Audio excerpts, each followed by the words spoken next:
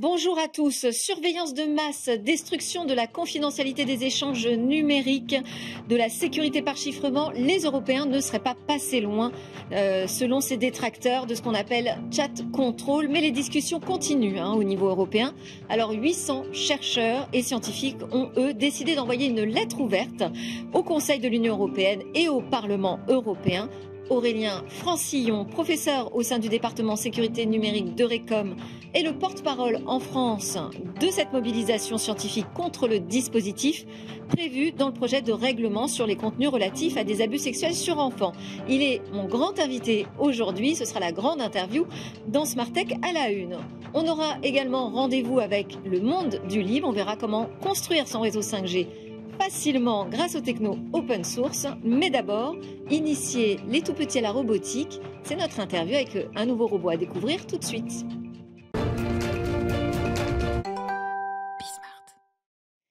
Je suis en compagnie de Simon Lebert. Bonjour Simon. Bonjour. Que j'ai déjà eu le plaisir de recevoir. On vient prendre des nouvelles de Intuition Robotique et Technologie dont vous êtes le cofondateur, puisque vous avez conçu ILO, un robot éducatif qui facilite l'apprentissage de la programmation, le code informatique et également de la robotique dès le plus jeune âge. On parle de 5-6 ans, voilà, comme début d'apprentissage. Ça vous semble essentiel aujourd'hui encore d'apprendre la robotique dès le plus jeune âge? Oui, ça. Pourquoi? Moi, ça me semble essentiel et ça l'est aussi pour. C'est votre passion, mais pourquoi ça vous semble essentiel? Pour la compréhension du monde de demain, il y a trop de gens aujourd'hui, la technologie est partout et il y a très peu de gens qui la maîtrisent. Et c'est en cela que, par exemple, le ministère a mis en place l'enseignement de l'algorithmie dès la classe de CP pour justement avoir une logique algorithmique. Tout le monde ne sera pas roboticien, tout le monde ne sera pas informaticien, mais tout le monde utilisera ces outils tous les jours. Et l'idée, c'est que le gap entre les gens qui le maîtrisent et ceux qui l'utilisent soit quand même assez faible. Et que tout à chacun puisse être en capacité de pouvoir réparer, parce que le robot peut aussi aider à la réparabilité, mais aussi comprendre le code, savoir quand ça marche pas, qu'est-ce qu'un bug, et pas juste se dire c'est un bug et je sais pas, j'achète un nouveau produit. Alors vous êtes venu avec ILO en plateau, Tout à fait. il est tellement mignon. Et dites-nous, il est assez simple à programmer, à fabriquer. Alors qu'est-ce qui va nous apprendre si on a 5-6 ans? Qu'est-ce qu'on peut faire avec ILO? De 5-6 ans, vous avez à apprendre l'initiation à l'algorithmie, c'est-à-dire se faire des choses très simples, étape par étape.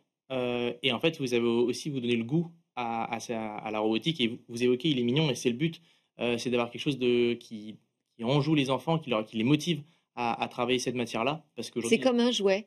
Mais qu'ils vont pouvoir fabriquer entièrement de A à Z.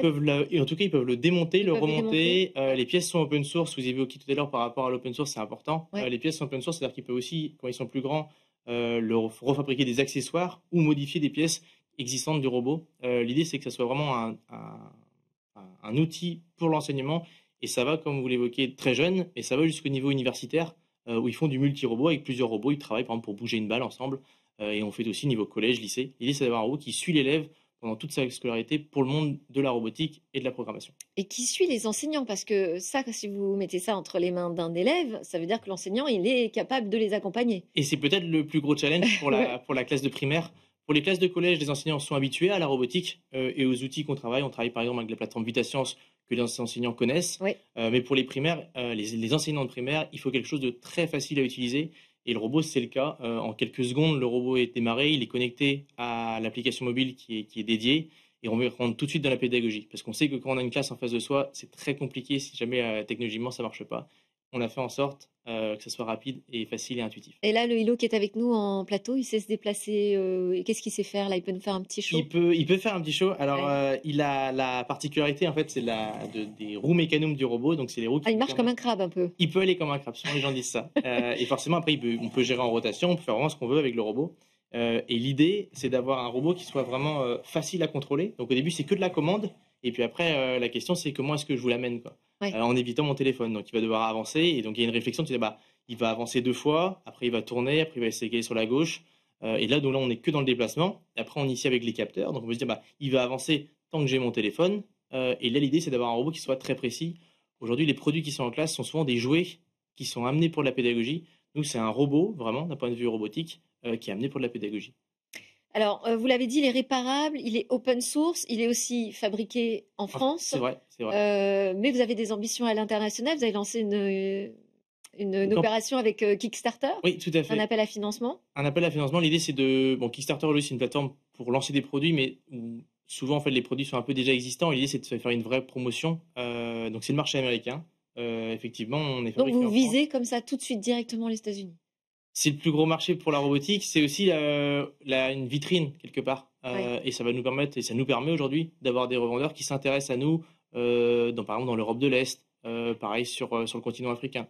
Et l'idée c'est d'avoir un robot qui puisse être un peu un robot de jauge où les enfants peuvent faire des compétitions, et c'est vraiment le souhait qu'on monte une compétition qui s'appelle la Hilo Cup. On commence à mettre en place. Ok, génial. Ouais, c'est top. Et le robot sera le robot de jauge, et il y aura à tous les niveaux, primaire, collège, lycée. Mais aujourd'hui, vous êtes soutenu par l'éducation nationale, déjà? On est soutenu par l'éducation On nationale. parlait des élèves, vous êtes déjà en classe, dans certaines classes? Tout à fait, on est déjà en classe, dans certaines classes, dans certains lycées, certains collèges, certaines écoles primaires. On est soutenu aussi financièrement par l'éducation nationale, alors pas pour le projet Hilo Robot, mais pour un produit qui s'appelle Root to Bot, que peut-être j'aurai l'occasion de venir présenter ici, qui est plus axé pour le primaire encore, et qui fait de la programmation sans écran. Et là, on est soutenu par le ministère. Ah bah oui, le sans écran, ça c'est un grand thème du ministère. C'est un grand thème du ministère, et c'est une complexité, c'est d'apprendre l'algorithmie sans écran. Ouais. Le robot Hilo le fait un peu. Parce que là, Hilo, on utilise quand même son smartphone, je vois une application. Il faut, l'idée c'est d'avoir quelque chose qui soit aussi tout le temps mis à jour, et on a nécessité d'avoir le téléphone. Hilo a des modes sans écran, mais n'est pas un robot dédié au sans écran. Et là, au ministère des Finances, c'est pour un robot dédié au sans écran. Merci beaucoup, Simon Lebert. Donc, je vais vous recevoir bientôt, j'imagine. Ça sera avec grand plaisir. Je rappelle, vous êtes le cofondateur d'Intuition Robotique et Technologie. Allez, c'est le moment de notre grande interview. On va s'intéresser à Chat Control avec le porte-parole en France des pétitionnaires scientifiques contre ce dispositif.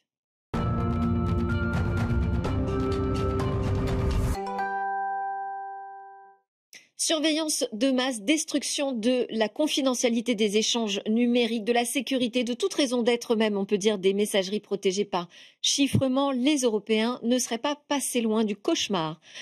Chat Control, dispositif qui a échappé au vote prévu en octobre. Mais les discussions au sein des institutions européennes continuent.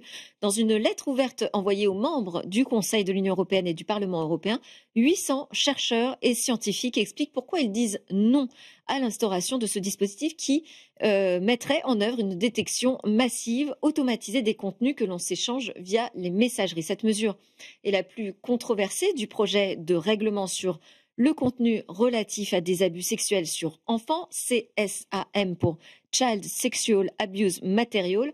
Mon grand invité, Aurélien Francillon, est le porte-parole en France des scientifiques qui ont signé cette lettre ouverte contre Chat Control. Il est aussi professeur au sein du département sécurité numérique d'Eurecom, une école d'ingénieurs en sciences du numérique à Sophia Antipolis dans les Alpes-Maritimes. Il enseigne la sécurité des systèmes et réseaux. Alors Aurélien, merci beaucoup d'être connecté avec nous pour apporter vos commentaires et éclairages sur ce dispositif. Mais j'ai déjà lu dans une de vos présentations officielles que vous vous intéressez naturellement à la protection de la vie privée car la sécurité doit servir les utilisateurs et non être utilisée contre eux. C'est un peu une phrase en forme de rappel, ça, parce que tout le monde ne partage pas cette vision. Bonjour, merci pour l'invitation déjà. Et oui, je pense que c'est un problème assez récurrent. On a toujours une tension en fait entre la sécurité des utilisateurs, la sécurité d'un État, des services de renseignement, etc. Et je pense que c'est important d'avoir un équilibre. Et on ne peut pas tout faire d'un côté, on va dire. Voilà. Donc, si un État a besoin c'est légitime d'avoir des services de renseignement, par exemple, ou des services de police.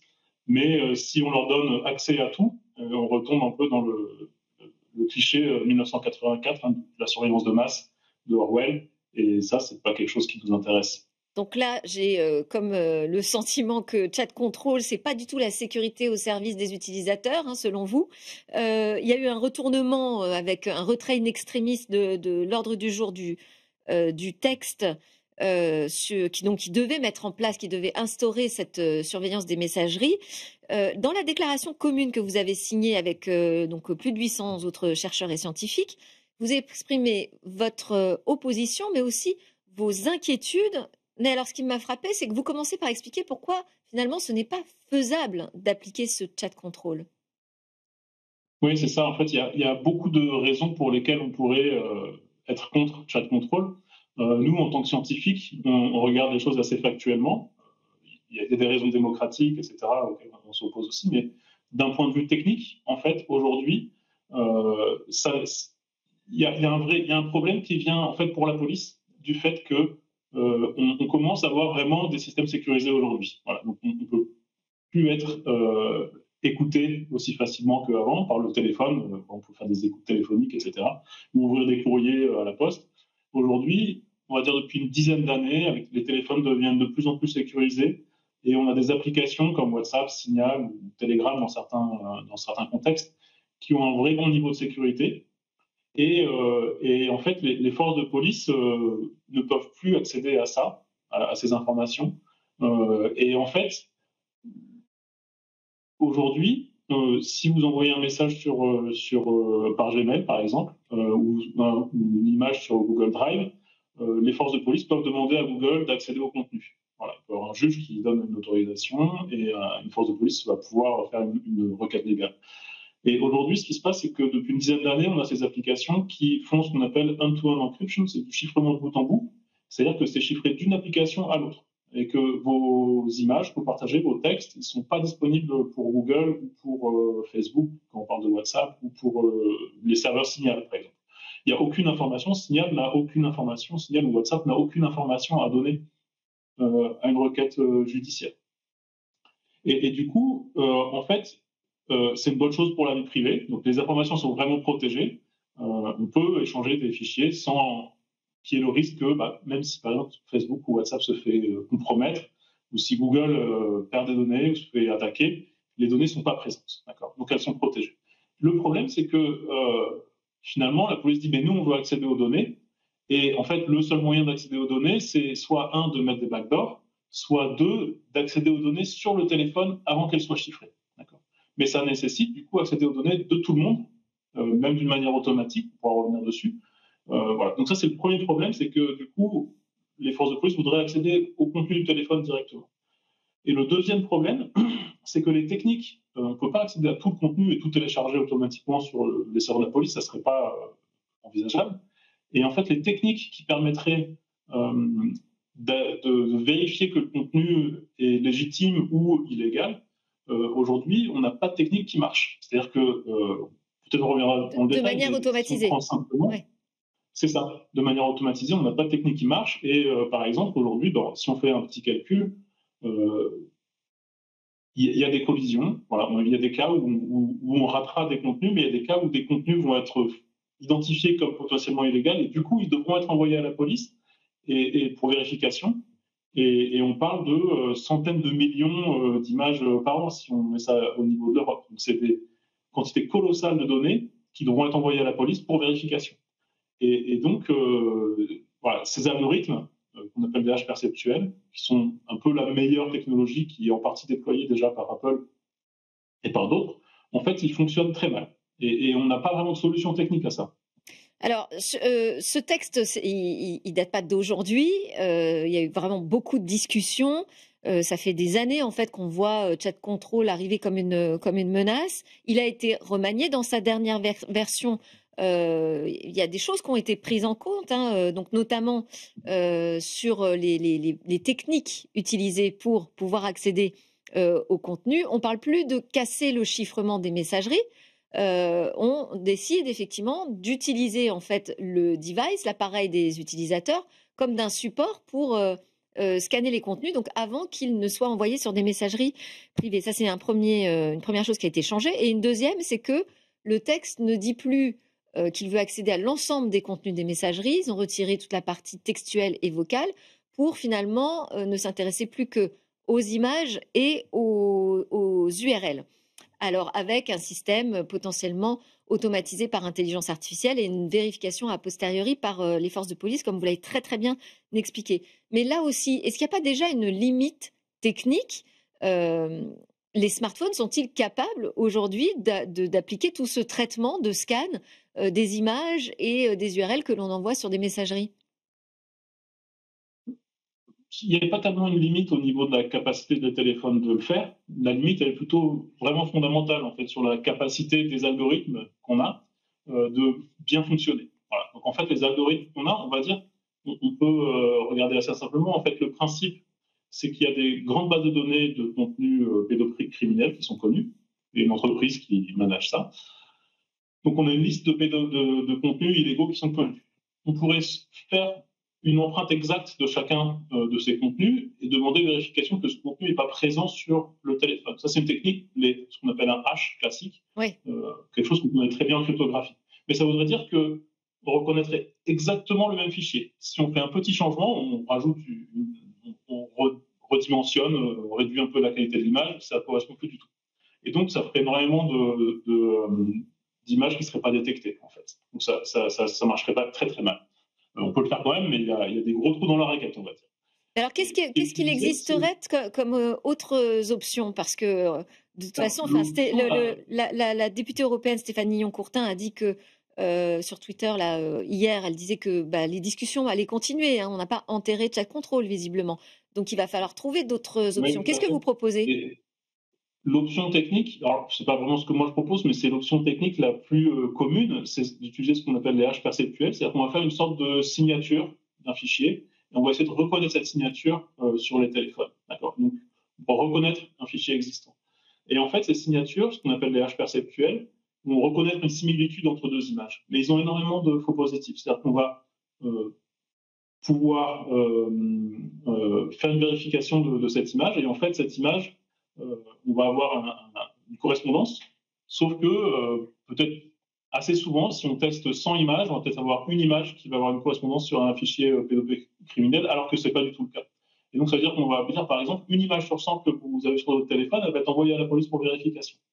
Et ça marche du coup pas bien. Et en fait, si on passe à une très grande échelle, ce phénomène s'amplifie et on peut calculer, c'est des centaines de millions d'images qui seraient envoyées à la police illégitimement, puisqu'elles sont on ne peut pas leur reprocher, d'accord. Et c'est assez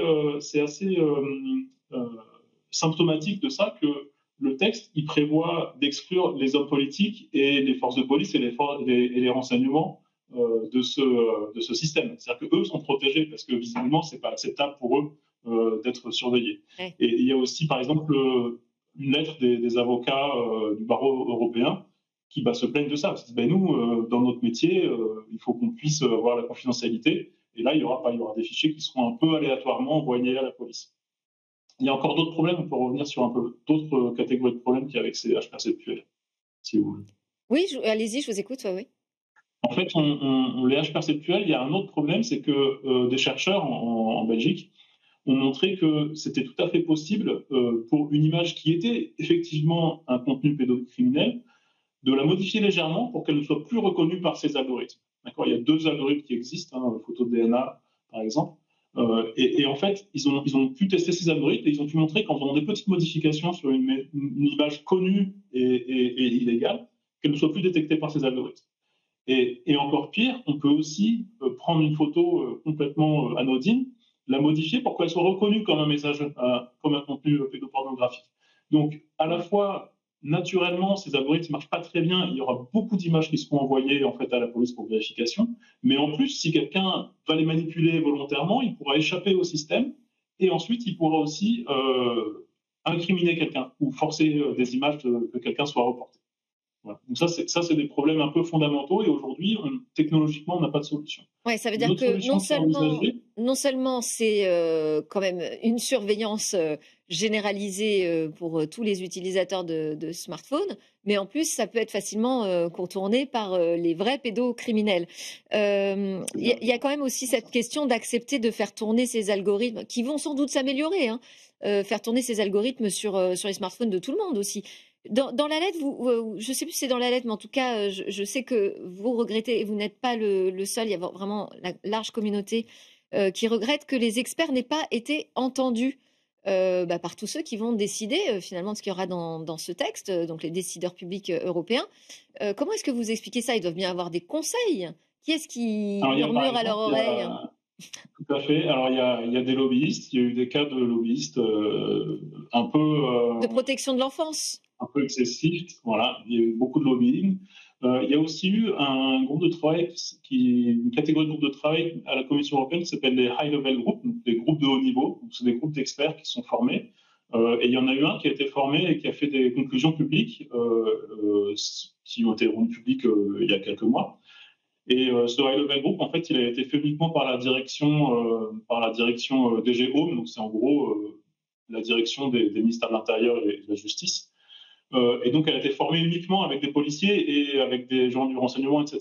Et donc, c'était assez déséquilibré. Et il y a eu un appel à candidature pour un nouveau high-level group qui est à la fois avec DG Home et DG Connect. Et donc, DG Connect, c'est plus le côté technologie, et puis juridique et sécurité informatique.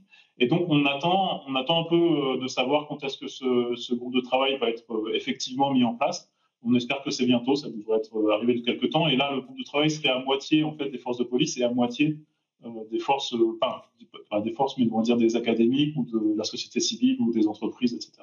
Aurélien, je voulais qu'on fasse ensemble l'exercice de mes questions binaires. Donc, mes questions sont binaires, Oui. vos réponses, pas forcément, mais en tout cas rapides, s'il vous plaît. Oui ou non, la confidentialité des messageries chiffrées pose problème pour lutter contre les réseaux et la circulation des contenus pédocriminels? Je dirais oui, mais c'est pas une raison pour les supprimer complètement.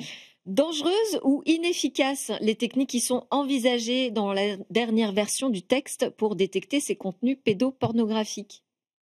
Les deux. C'est les deux. Dangereuse et inefficace. J'y crois ou j'y crois pas qu'il existe des experts qui peuvent défendre ce texte? Eh ben, j'en ai pas trouvé. Nous, dans le monde académique, moi, je connais personne qui soutient ce texte. Peut-être il y en a, mais je les ai pas rencontrés. Rêve ou cauchemar, un taux de 1% de faux positifs sur la détection de contenu illégal? Et c'est un cauchemar. Imaginez une image sur 100 qui est envoyée à la police pour vérification aléatoirement depuis votre téléphone de 450 millions d'habitants en Europe. C'est 500 selfies par an, par personne. C'est des millions, peut-être des milliards de photos envoyées pour vérification. C'est un cauchemar. Pour ou contre une nouvelle version du texte qui pourrait être remaniée sur la détection des contenus? Je pense qu'il y a définitivement un besoin de protéger les enfants, et ça, tout le monde est d'accord. Je pense que la question, c'est quels sont les moyens. Et voilà, on n'en a pas trop parlé, mais un pédocriminel, il ne va pas utiliser une application qui a ce mécanisme-là, il va prendre quelque chose où il n'y a pas le mécanisme de détection. Donc ça, c'est complètement inefficace. Mais je pense qu'il y a des choses à faire, sûrement. J'aime ou j'aime pas ce long tweet de Pavel Durov, donc le patron de Telegram, qui a écrit que, avec son projet de règlement CSAM sur les abus sexuels sur enfants, l'Union européenne, a failli interdire la vie privée, la confidentialité. Je pense qu'il a pris le bâton qu'on lui a tendu. Voilà. Si l'Europe se met à utiliser des techniques dignes de pays non démocratiques, il faut s'attendre à ce qu'il y ait des retours de bâton. Allez, très vite. Vrai ou faux, la France est la plus fervente promotrice de chat control? Je sais pas. Merci beaucoup, Aurélien Francillon. Je rappelle que vous êtes professeur à Eurecom, signataire et porte-parole pour la France de la lettre ouverte des scientifiques contre ce dispositif. Merci beaucoup d'avoir témoigné dans Smart Tech.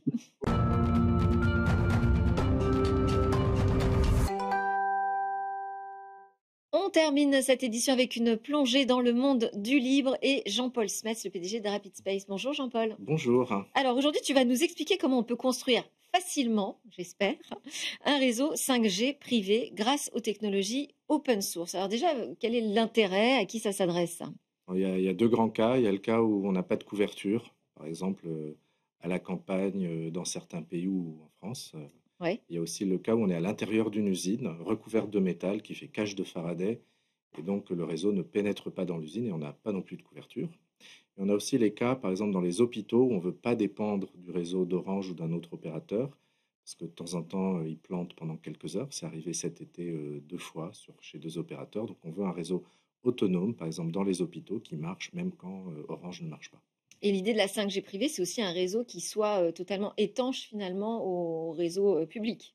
Complètement indépendant. Oui, complètement indépendant. Pour que ça marche même quand le réseau public ne marche plus. Alors, comment on fait pour construire son réseau 5G privé? Alors, j'ai commencé par la version compliquée, mais simple en même temps, avec une image normalement qui montre à gauche un boîtier de 5G ouvert avec un PC.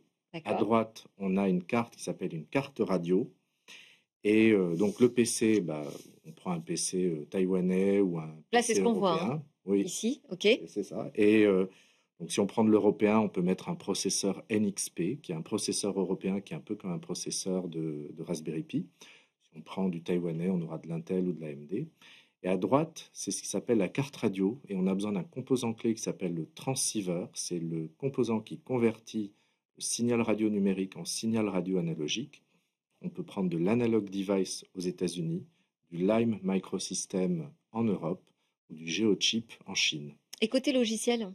Donc, il faut mettre dans le composant radio quelque chose qui fait le pilotage du transceiver. On a des Français de chez Lightix, Enjoy Digital qui ont fait tous les logiciels pour ça. On a besoin d'un composant qui simule le signal 5G. Donc, on peut prendre de l'Amarisoft qui n'est pas libre, mais on peut acheter le code source, ou du SRS en Irlande, ou du Open Air Interface en France, et pour le cœur du réseau, du Open 5GS. Il faut assembler tout ça. Donc, on a besoin de quelque chose qui assemble tout automatiquement. Donc, soit on a un produit libre sous étagère qui s'appelle SlapOS qui fait ça, soit généralement, on va créer des scripts maison. Et cette partie assemblage des composants est finalement une des parties les plus compliquées. Mais aujourd'hui, c'est déjà fait et c'est libre. Et enfin, il faut que le réseau se configure tout seul, parce que quand on le déploie chez les gens, il ne faut pas un expert, il faut que ça marche tout seul. Et on a Resist Libre ou CJ DNS de Caleb de Lille qui font ça. Bon, après, il faut un téléphone qui marche. Donc, en général, il faut tout sauf un iPhone, parce que Apple a tendance à ne pas aimer les réseaux 5G privés. D'accord.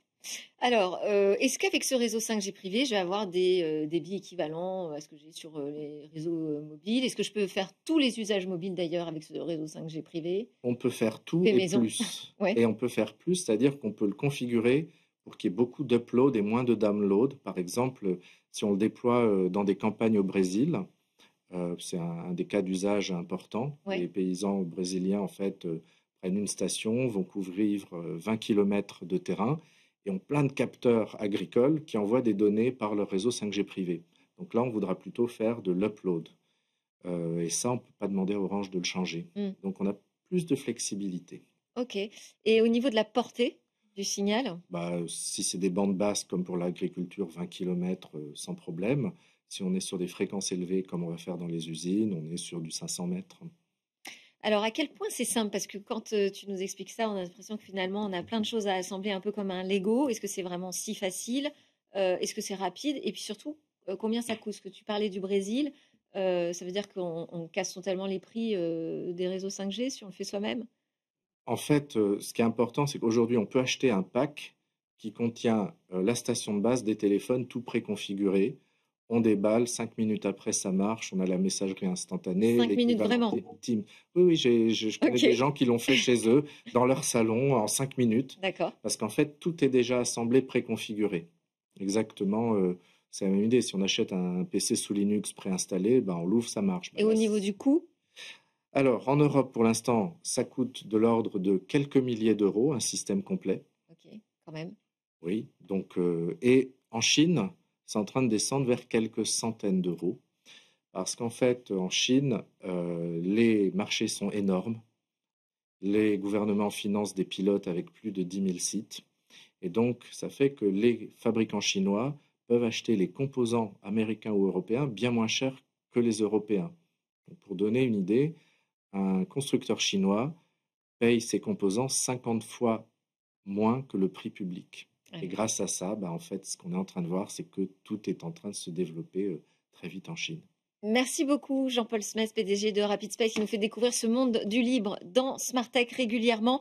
Merci à vous de nous avoir suivis. C'était Smart Tech. Vous nous regardez sur la chaîne Bismart ou en replay, en podcast, comme vous voulez. À très bientôt.